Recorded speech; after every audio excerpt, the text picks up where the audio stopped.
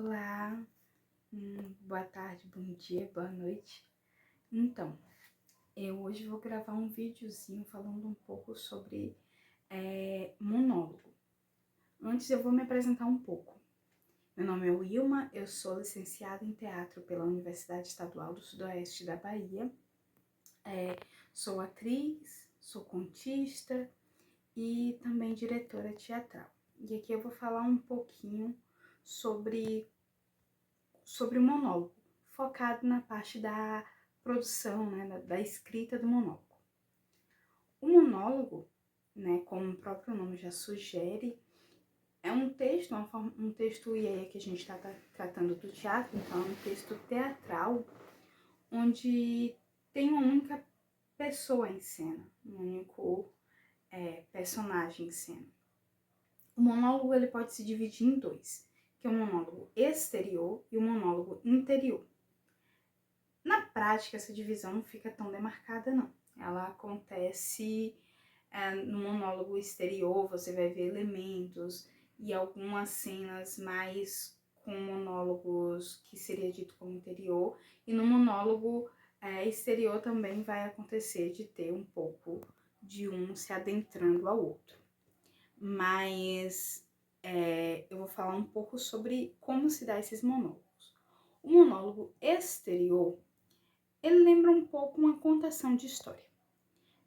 É o sujeito falante, né, se comunicando com a plateia, contando uma situação, contando uma história, contando algo que aconteceu. Ele fala para uma plateia ou ele fala para alguém ausente também, que às vezes acontece. E o monólogo interior, ele vai ser um monólogo onde a cena se constrói do sujeito discutindo com ele mesmo suas inquietações, suas buscas, suas aflições. Então, tem uma tendência mais existencialista. Mas, como eu disse antes, um não se anula ao outro. Muitas vezes, dentro do monólogo interior, a pessoa, né, ali na cena, ela pode se dirigir para a plateia, pode questionar sobre aquilo que, né, que ela está trazendo como angústia. E no monólogo exterior, também pode haver cenas em que o personagem traga suas inquietações, suas aflições, né, daquilo que ela vem contando, daquilo que ela vem, daquela história que ela vem trazendo até ali. Não são tão desassociados assim um do outro, mas a gente traz eles dessa forma. Na hora de escrever um monólogo, tem que ter alguns cuidados, porque você pensa que é uma pessoa só em cena. E você tem que prender a plateia através de um corpo cênico. E aí, como é que eu faço isso? O primeiro ponto é: escreva sobre o que te apetece. Escreva sobre uma história que te é empolgante. Escreva sobre um sentimento que te aflige de fato. Porque quando a gente fala daquilo que nos é carregado, nos preenche, a gente sempre tem mais a dizer. E esse é um outro ponto. O tempo do monólogo. Isso eu acho que não tem como ensinar, não é didático, sabe? A gente percebe o tempo do monólogo.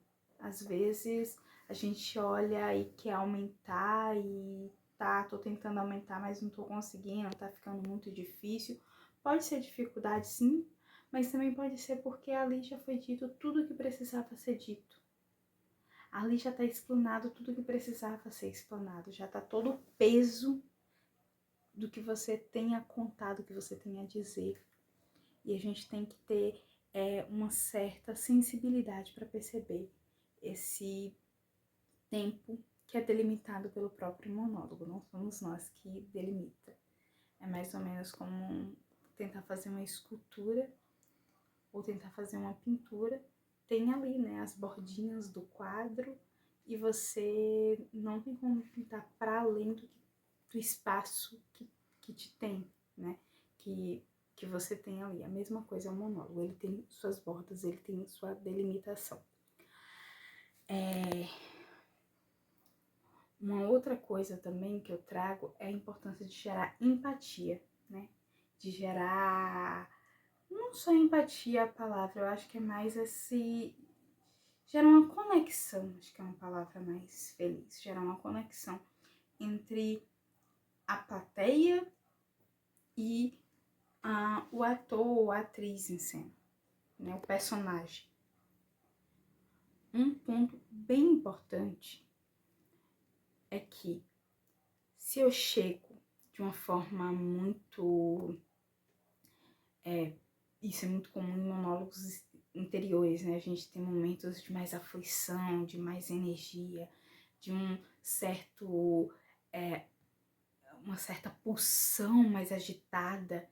Se eu chego dessa forma inicialmente para a plateia, eu vou distanciar, eu vou afastar ela. Por quê? A maioria das pessoas, ela não quer se ver, ela não quer se olhar como alguém conflituoso e agitado. Mas se eu chego um pouco mais calmo, um pouco mais sereno, um pouco mais dentro desse lugar socialmente visto como aceito, e aos poucos eu vou deixando transparecer essas outras nuances, né? Vou deixando aparentar essas outras nuances, essas inquietações, essas agitações, essa coisa que às vezes flerta ou muitas vezes é a própria insanidade instaurada ali no palco.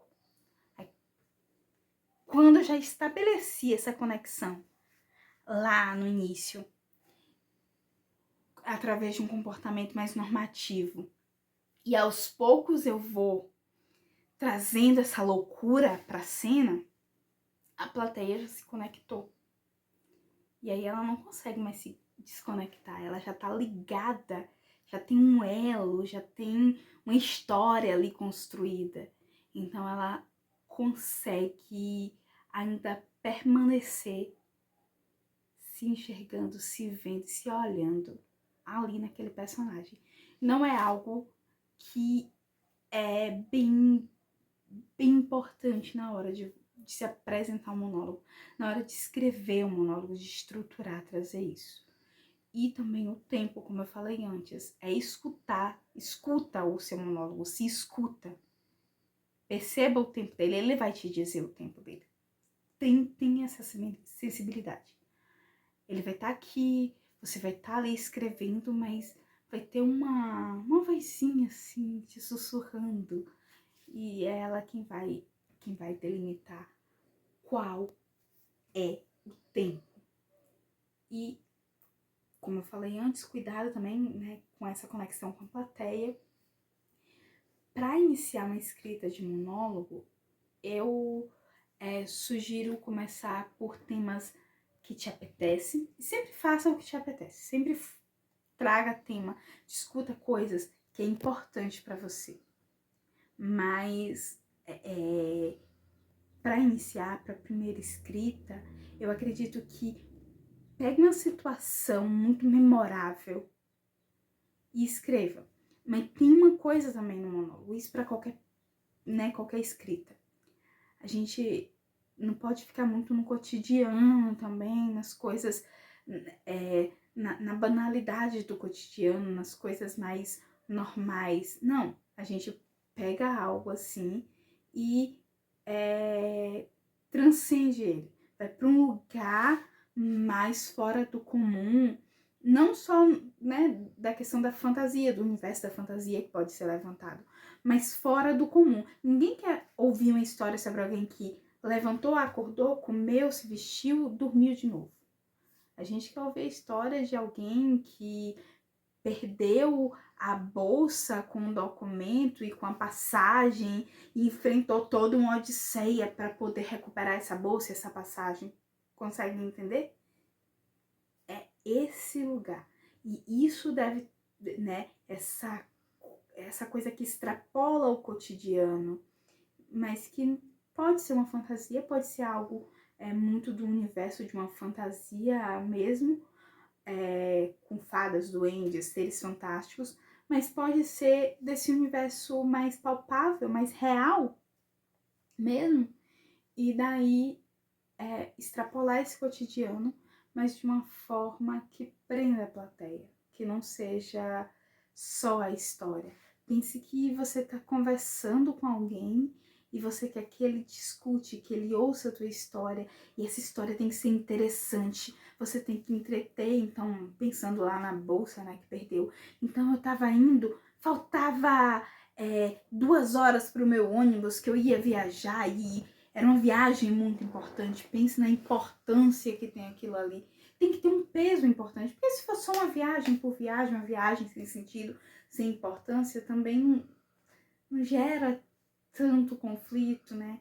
Essa questão do arco da dramaturgia que se constrói, que se traz, e aí o final, né, ela pode se repensar, se refazer através de perder uma viagem, ou conseguir, né, através de muitas coisas, muitos enfrentamentos, recuperar isso no final da história. E lembra que a gente está falando aqui de uma história contada. Então ela não é contada de uma forma única, onde a pessoa fica ali sentada contando uma história. Não! Ela conta a história, ela arrasta a emoção, ela conta a história ali viva. É uma história viva, é uma história que tem que ser mostrada de uma maneira que a plateia olha e veja toda a movimentação. Se foi a história de alguém que fez algo, que roubou a bolsa, por exemplo, as pessoas têm que olhar para ali e imaginar uma pessoa ali passando, conseguindo roubar a bolsa. Tem que, sabe, ela tem que construir, porque é você contando a história. A partir daí você tem que trazer uma magia na fala, de forma que o público se envolva. Mas se é um monólogo interior, que é aquele que eu falei sobre as suas aflições, sempre escreva sobre o que te aflige. Se o que te aflige é saudade nesse momento, faça sobre saudades. Escreva sobre essa angústia da saudade que te corrói. Fala sobre a perda que tá te fazendo sentir essa saudade, essa falta. Conta como esse vazio que a saudade deixa não consegue ser preenchido, sabe? Fala um pouco da lembrança dessa pessoa ou desse animal ou né, disso que você sente saudade. Se a saudade é teu tema, não adianta você contar apenas que você sente saudade daquele dia ensolarado de maio. Não, por que você sente saudade daquele dia? O que é que aconteceu de importante naquele dia? Quem e quais criaturas estavam com você naquele dia? Por que você tem esse vazio no peito?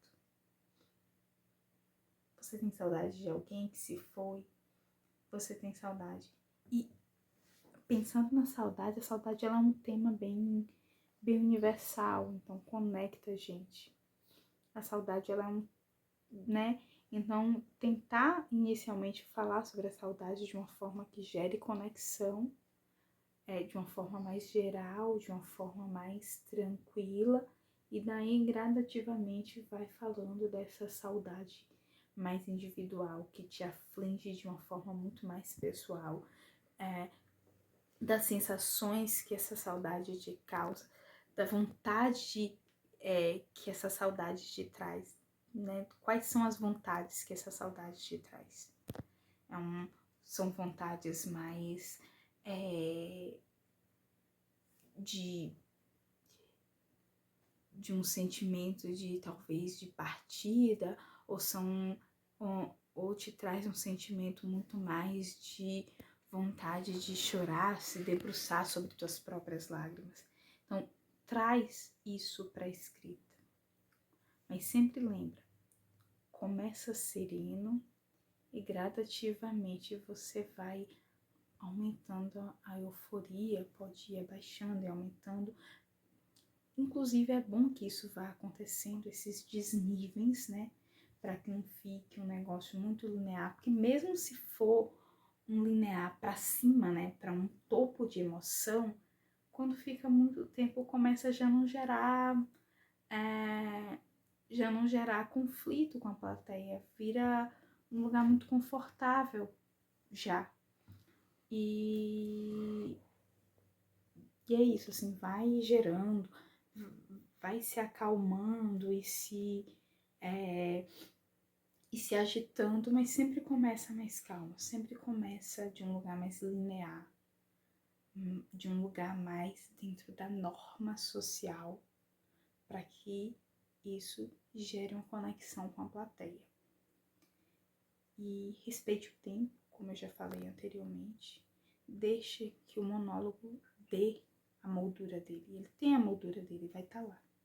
Se a gente prestar atenção, a gente consegue enxergar essa moldura que delimita. Se quiser comentar, se quiser falar sobre, acrescentar ou discordar de alguma coisa, pode comentar, pode escrever embaixo, que a gente vê, a gente reflete e a gente até prepara um novo momento, um novo diálogo sobre essa mesma questão. Eu sei que eu não dei uma aula muito, uma receita, porque escrever não é receita de bolo, atuar não é receita de bolo. O que eu trago são só alguns elementos que são importantes para essa receita, mas que cada um vai colocar ali seus ingredientes, sabe? Cada pessoa tem algo a dizer que é diferente de mim, tem um olhar no mundo, e esse olhar que a gente, nessa maneira que a gente enxerga o mundo, é algo que tem que estar presente na nossa escrita. Por isso que não adianta ficar trazendo como se fosse uma receitinha de bolo. É isso, gente. Um grande abraço. Até outra hora.